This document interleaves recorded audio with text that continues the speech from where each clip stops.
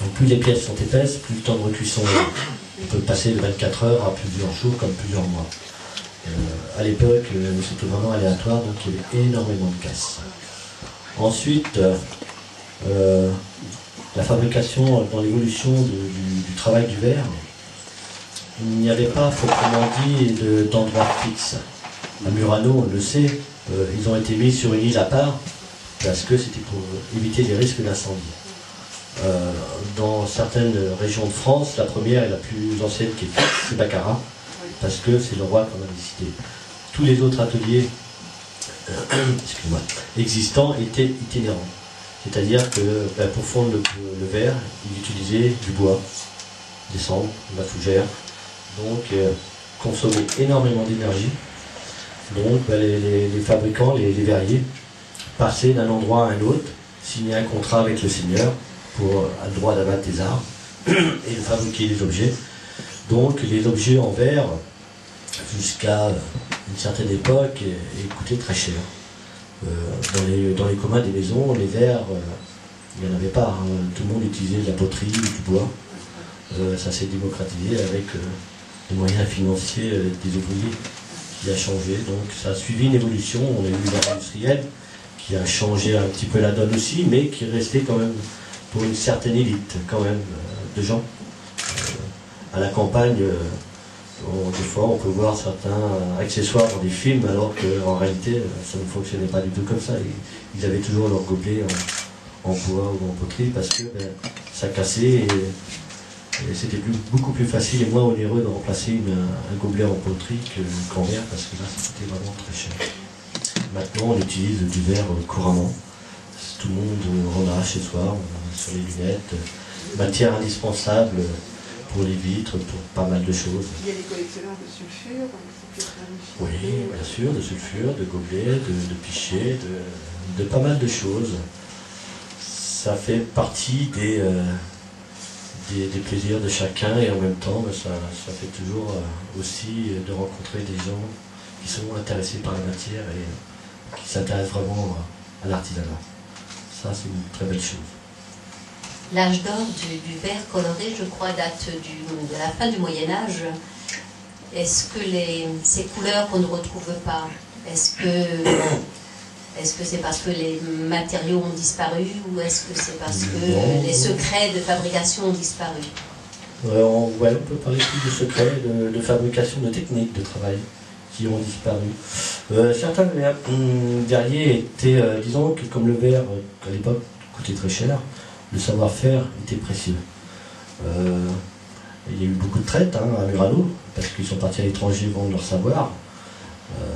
Donc une fois qu'ils partent, il n'est plus question de rentrer à la maison, sinon leur sort était tout cousu. Mais le savoir-faire, il y a beaucoup qui ont disparu parce que des gens se sont employés à travailler la matière et à trouver des détails. Et comme beaucoup, pour préserver ce savoir, préféraient l'avoir dans la tête que dans l'écrit. Parce que dans l'écrit, on peut se faire voler, dans la tête, non. Donc évidemment, la moyenne d'âge à l'époque partait assez vite. Donc quelqu'un pouvait partir du jour au lendemain en emportant tout son savoir avec. S'il n'avait pas su préalablement prévoir une sortie de secours, dont l'apprentissage d'un second. Donc évidemment, il y a des pièces, oui, du Moyen-Âge, des pièces qui ont été faites à Venise, enfin Murano, et qu'on est à l'heure actuelle incapable de reproduire, en utilisant les mêmes techniques qu'ils avaient à l'époque.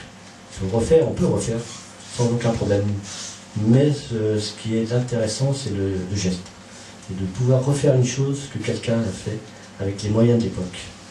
Ça, c'est une autre affaire. Donc là, mais vous avez des verriers qui sont spécialisés dans le Moyen-Âge, ou dans les époques romaines.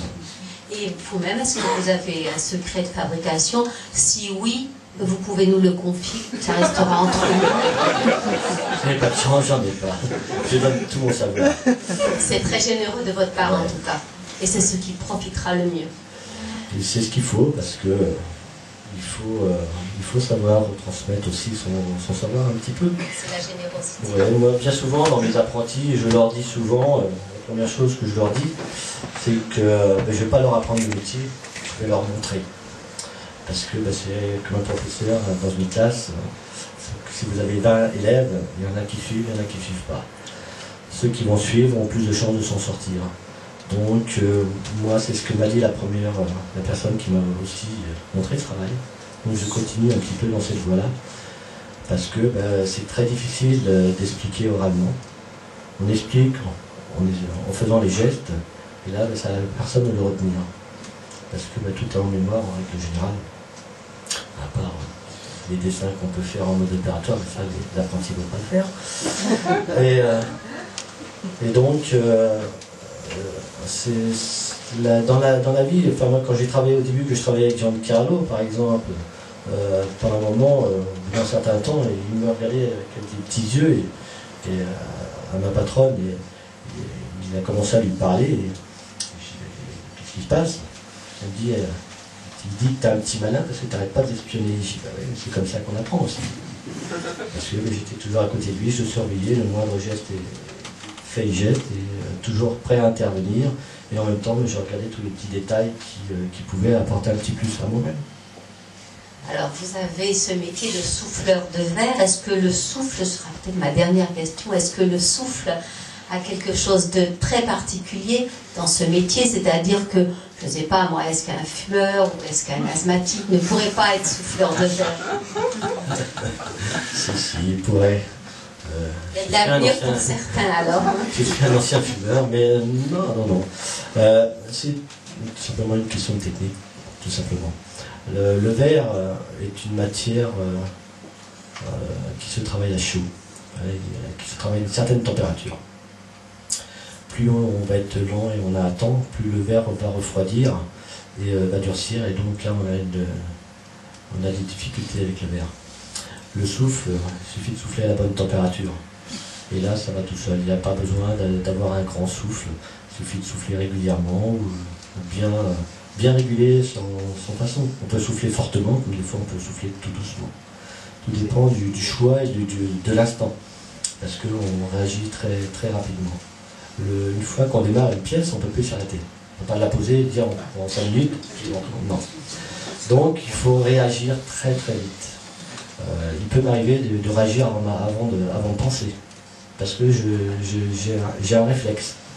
C'est machinal, c'est au fil des années qu'on a... Ça vient comme ça, quoi. Mais des fois on s'amusait dans la Sarthe, par exemple, avec les copains, on avait des petits groupes de jeunes, qui repéraient les sujets qui n'écoutaient pas ou qui pensaient draguer des filles. Donc on prenait un garçon et une fille. En règle générale, on faisait passer la fille en premier. Donc là, on s'arrangeait pour que le verre soit bien chaud et la faire souffler. Donc là, ça va tout seul, ça va très très vite d'ailleurs.